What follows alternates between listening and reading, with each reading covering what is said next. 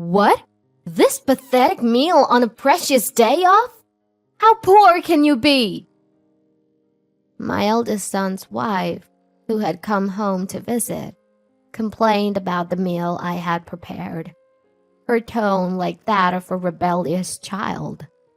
I thought she was relying on me like a real parent. To be repaid with such cruel treatment. I've reached my limit. My name is Estella, 62 years old.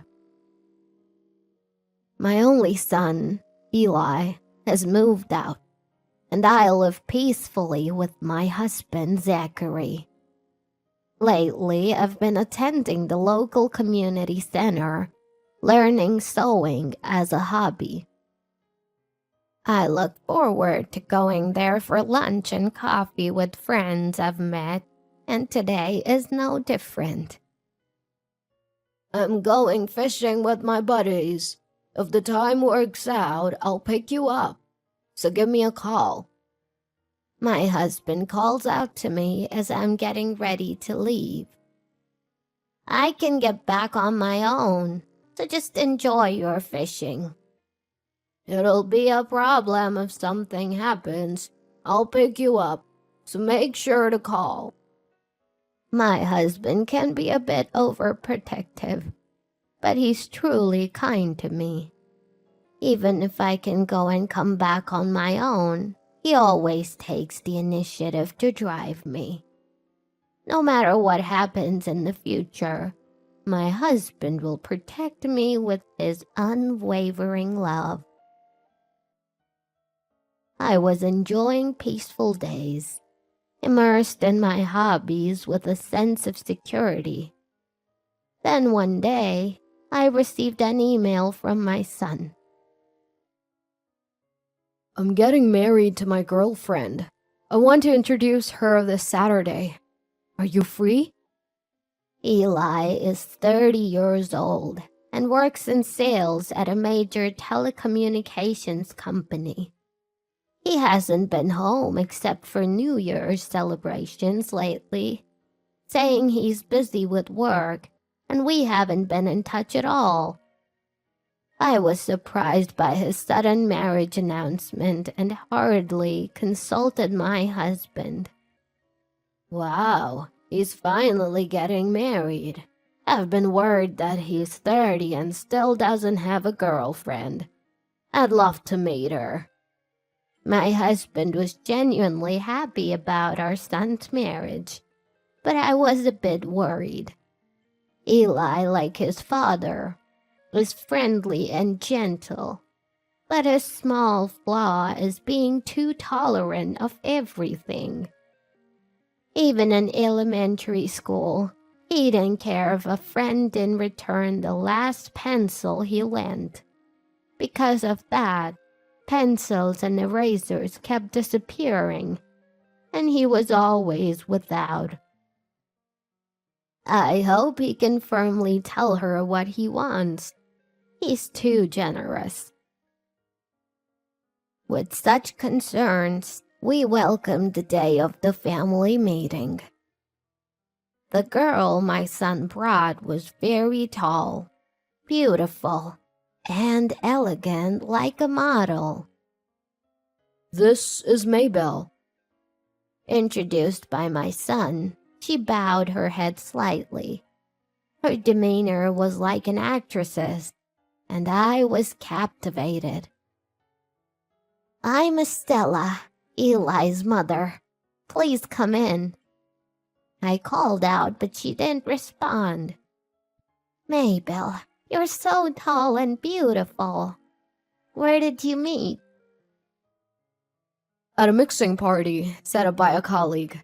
I saw her working as a waitress at a restaurant, and I visited her a few times at work. Her hardworking and beautiful appearance was really cute. You're really smitten with Maybelle. It reminds me of when I was young and crazy about your mother. The family meeting ended up being lively among the three of us. Whether she was nervous or considerate, She didn't join our conversation at all. I tried to engage her actively. "What did you like about my son, Maybelle?" When I asked, she simply replied, "Nothing in particular." "Would you like coffee or tea?" I asked. "Juice is fine," she answered.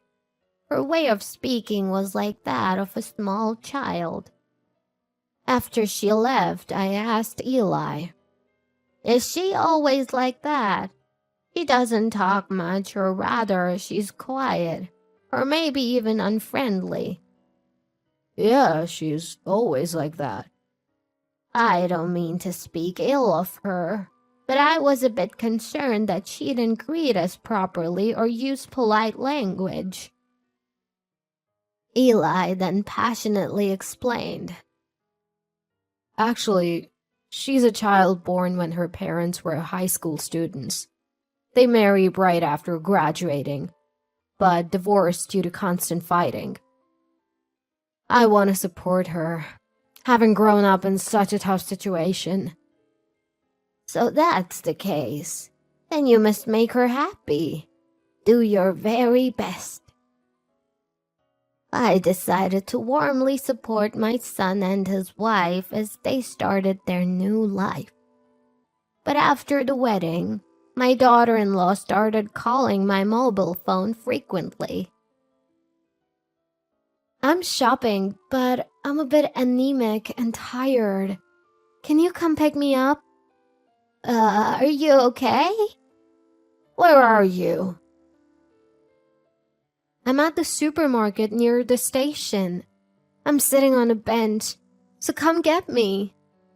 She would ask for various things, using language worse than a real daughter would use with her mother.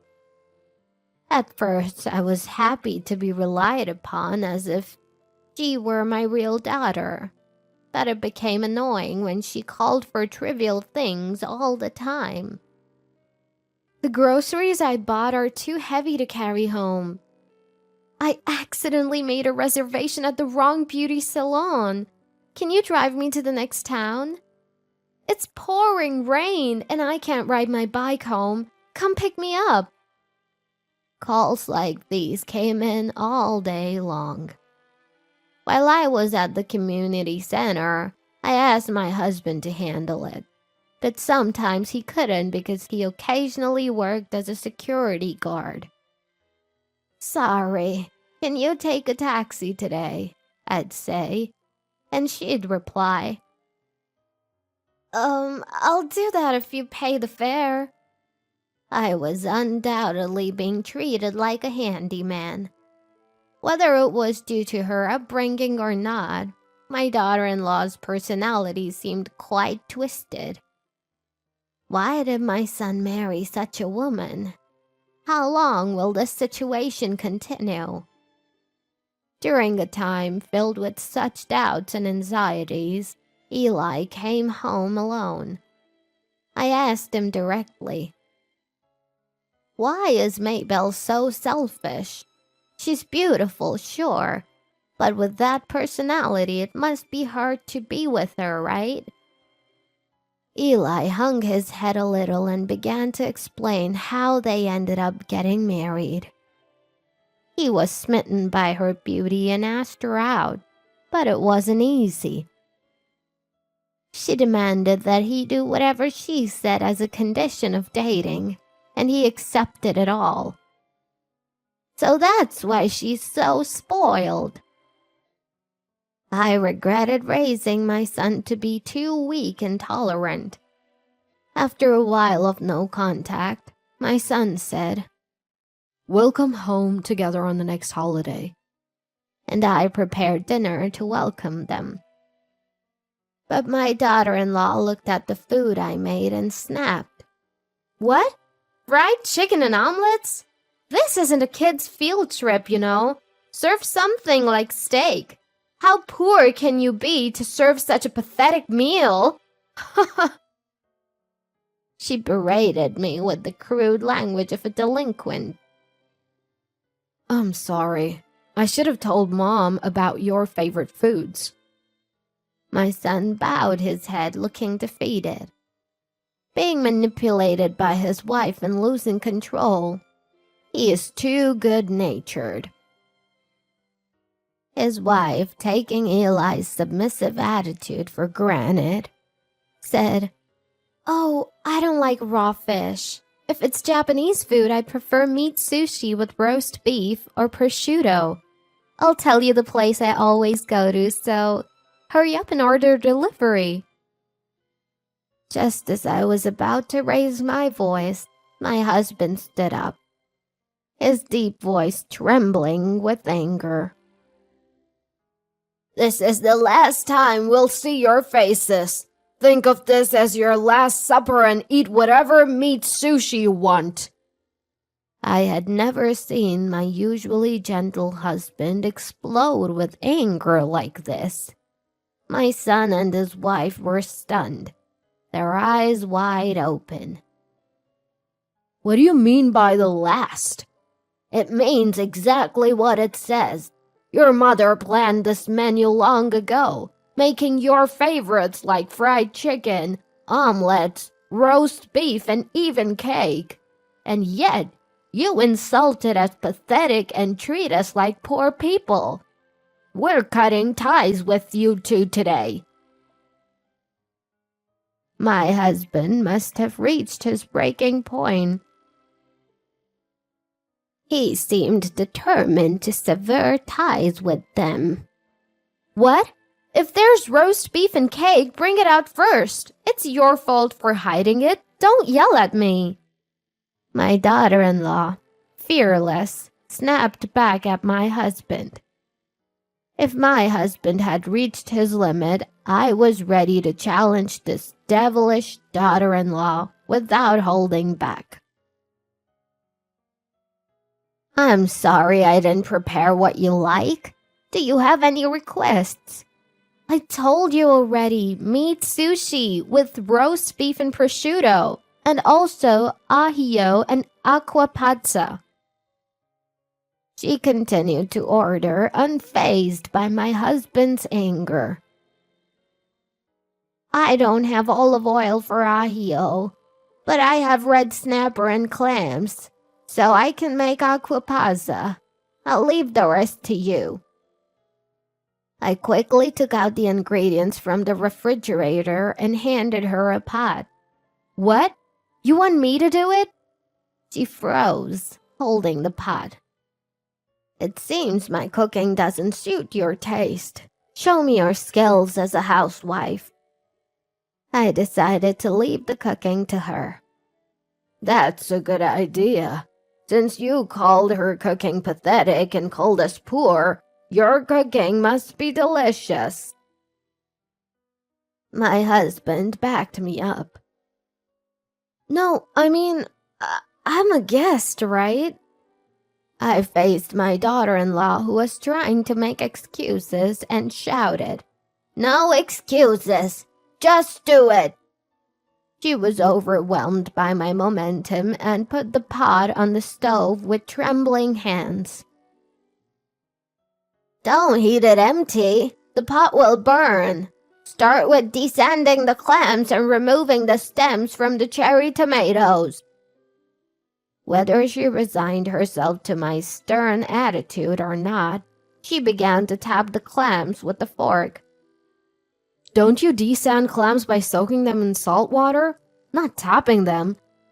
Eli watched his wife's cooking with a stunned expression. "I don't know that. Making a guest do this? You really are a devil, mother-in-law." Losing her way out and furious, she threw the fork, and a loud laugh erupted from behind.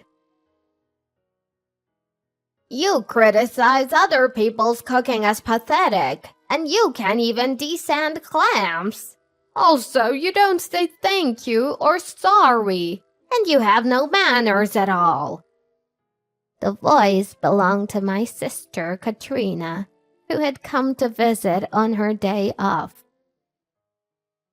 I had been a cooking instructor at the Cultural Center for a few years, and my sister still teaches manners. I was in the next room until now, but your attitude and personality are really terrible. I have a lot to say. But first, what's with that outfit? Are you here to play? This outfit? It's the trendy Korean leggings. You think that's fashionable? Dressing appropriately for the time, place, and occasion is basic. I can't believe you came to your husband's family home in something that looks like pajamas. My sister, without any hard feelings, sternly scolded her for her complete lack of common sense. Your attitude, your language, your clothes, everything is a mess. I don't know how this family puts up with a daughter-in-law like you. If we were worried about every failure like her, we'd go crazy. We've just accepted that this is how she is.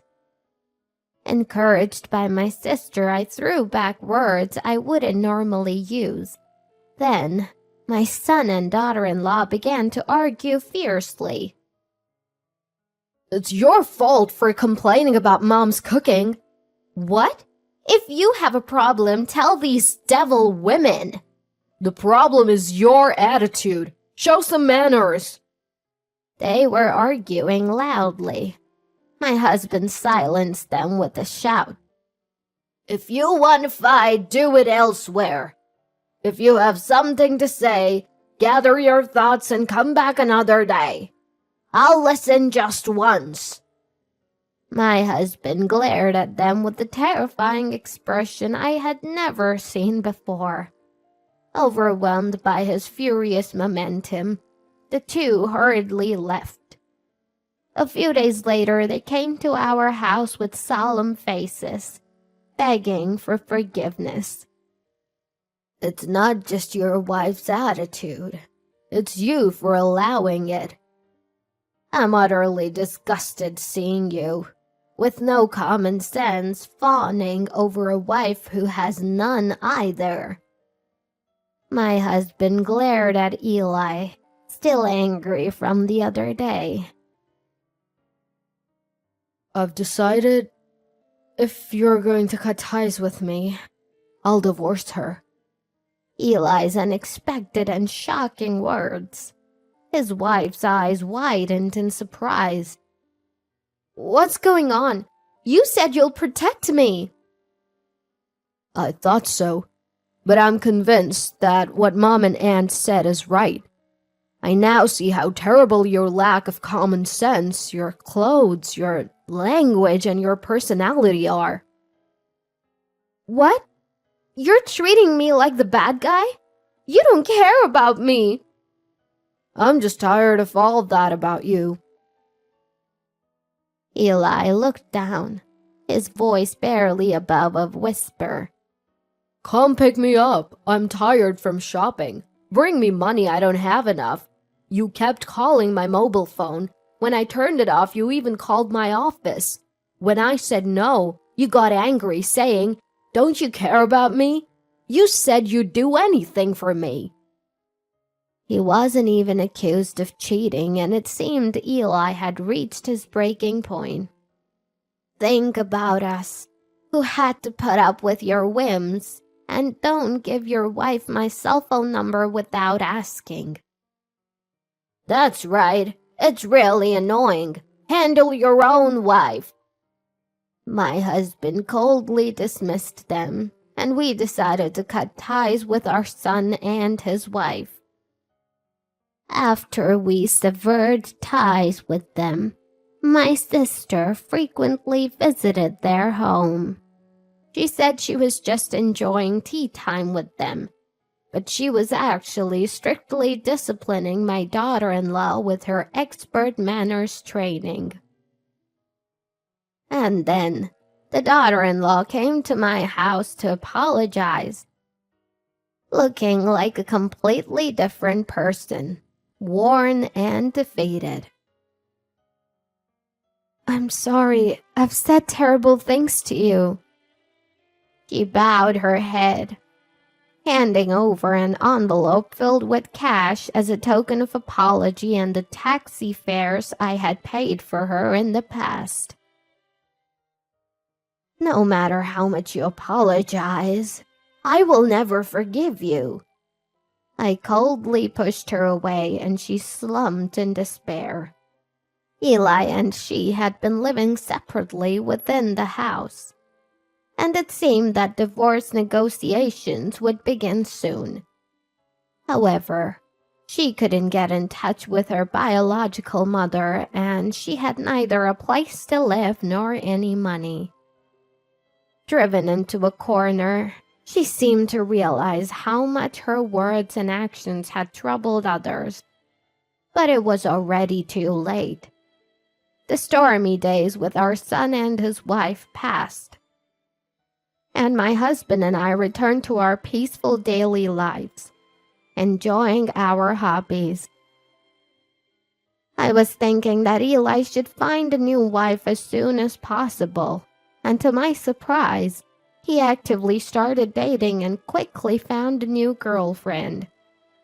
She was Japanese, a graceful woman who enjoys traditional Japanese arts like tea ceremony, flower arrangement, and wearing kimonos.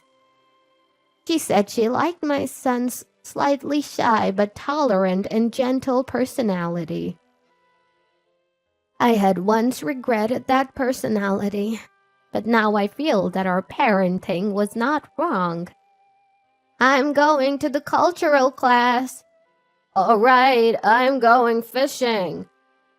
On the way back from our hobbies, my husband would apparently come to pick me up in the car. It seems that our son has indeed inherited his father's kind nature.